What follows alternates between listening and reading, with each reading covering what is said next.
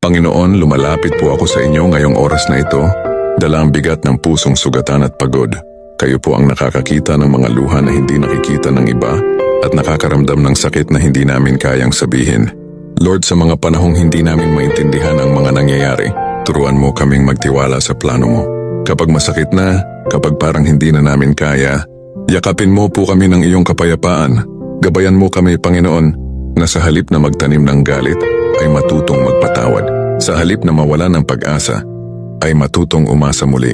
At sa halip na tumingin sa sakit, ay tumingin sa pag-ibig mo.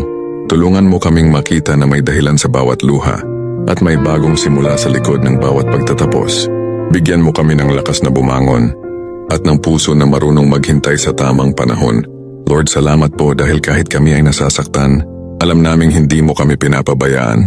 Sa bawat hakbang namin, ikaw ang ilaw na gumagabay. Manatili ka sa aming puso at ipaalala mo lagi na sa iyo may kapayapaan, may pag-asa at may bagong simula. Sa pangalan ni Jesus, Amen.